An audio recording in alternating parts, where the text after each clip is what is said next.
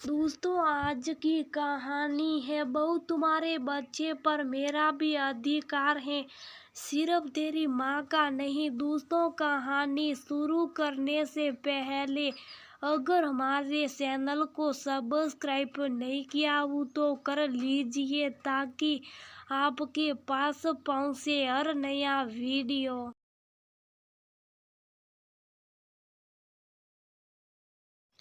क्या कहा? आपकी मम्मी आ रही है, पर क्यों आ रही है यार? मेरी ऐसी हालत है कि मैं अपनी देखभाल नहीं कर पा रही हूँ। ऐसे में सासू माँ की देखभाल क्या करूँगी? ऊपर से हर वक्त वो मुझे टोकती रहेगी कि ये मत खाओ, ऐसे मत चलो। आपका क्या, आप तो दफ्तर निकल जाओगे, घर में मैं उनके साथ अकेली कैसे रहूँगी? बेला अपने पति रोहित से कोई शेरनी है जो तुम्हें खा जाएगी। अरे जब उसे पता चला कि तुम माँ बनने वाली हो तो उसे तुम्हारी चिंता सता रही है।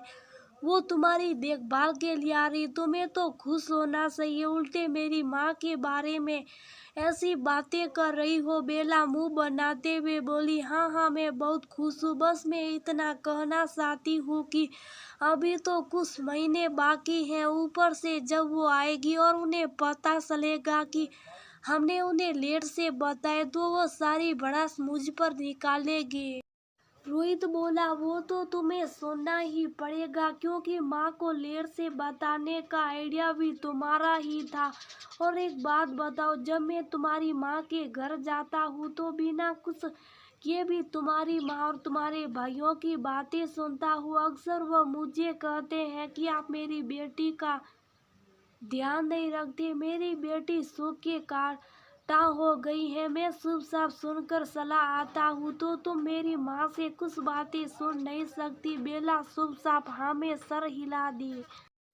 दूर उस बात बेला की सास आशा जी आई। बेला जब उनका आशीर्वाद लेने गई तो वह बोली, नहीं नहीं बहू, इस हालत में झुको नहीं, बच्चे को तकलीफ होगी। बेला उन्हें देखकर मुस्कुराई तो आशा जी बोली, बहू तुम्हें इस टाइट कपड़े में दिक्कत नहीं हो रही? इस अवस्था में ढीले कपड़े पहना करो, तुम्हें भी आराम होगा और बच्चे को भी तकलीफ नहीं होगी। रोहित बोला, माँ अब आप आ गई हो तो हर चीज इसे समझा देना। अब तो आपको यही रहना है तो इसका ध्यान भी रख लेना। आशा जी बोली, तुमने कहा कि बहू का तीसरा महीना चल रहा है, पर देखने से तो नहीं लगता। कहीं तुम लोगों ने मुझसे बात तो नहीं सो पाई है? रोहित ने बात टालने की कोशिश की, पर बेला ने सोचा सच्चाई जितने जल्दी खुल जाए उतना ही अच्छा है, और उसने सारी बात बता दी। आशा जी बहुत नाराज हुई और बोली, बहू ऐसा क्यों होता है कि तुम बहू अपनी हर बात माँ को बता सकती हो और अपनी सास को नहीं बता सकती? आखिर इस बच्चे पर मेरा भी तो अधिकार है, मैं भी इसकी कुछ लगती हूँ, मुझे भी तुम लोगों की चिंता है। रोहित ने बेला फुसलाकर माँ को मनाया, तब जाकर माँ मान गई। अगले दिन आशा जी जल्दी जगकर बेटे के लिए नाश्ता बना दी और वह दफ्तर चला गया। इधर बेला चैन की नींद सो रही थी। जब आशा जी उसके कमरे में गई तो देखी बोला नाइट सूट पहने शीत अवस्था में सो रही थी।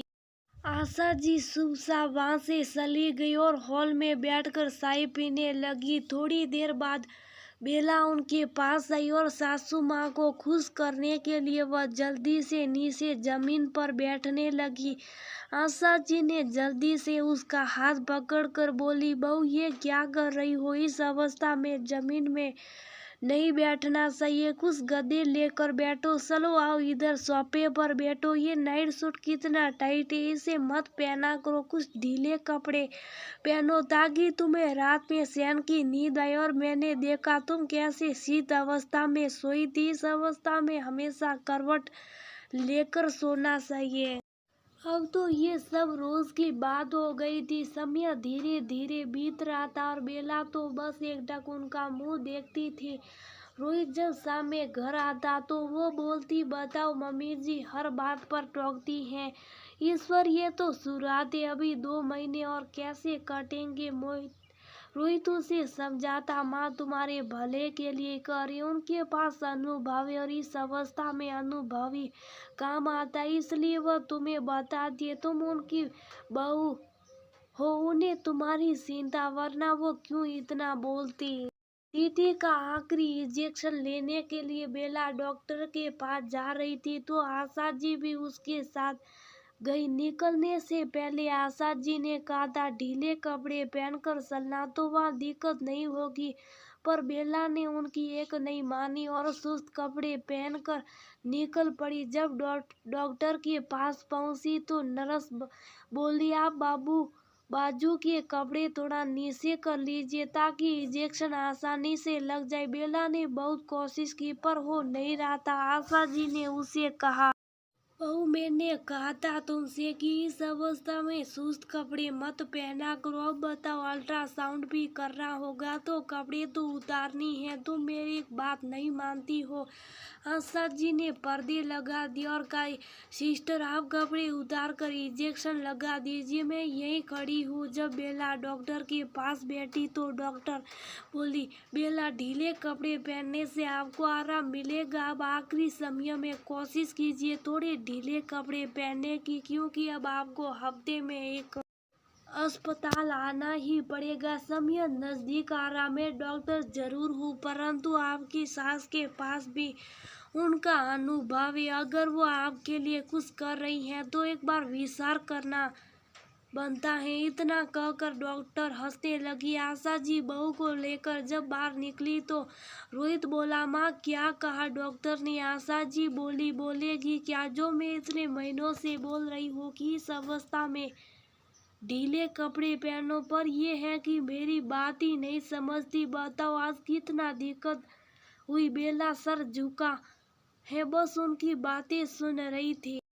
घर आकर बेला मुंह फुलाए बैठी रही, फिर शाम में अपनी माँ को फोन पर सारी बातें बताई। उसकी माँ बोली, बेटा तुम्हारी सास ने जो भी कहा वो सही कहा, अरे कुछ महीनों की बात है, उसके बाद तुम्हें जो कपड़े पहनने हैं पहन लेना अपने बच्चे के लिए, क्या तुम इतना नहीं कर सकती। और वो कौन सा अपने लिए कर रही है, तुम्हारे भले के लिए कहती। इस अवस्था में ढीले ढाले कपड़े पहनोगी तो तुम्हें ही आराम मिलेगा। माँ के समझाने पर बेला को एहसास हुआ कि उसकी सास इतने दिनों से उसकी चिंता कर रही थी और वह बेकार में उनके लिए अपने मन में गलत धारणा बना रही थी।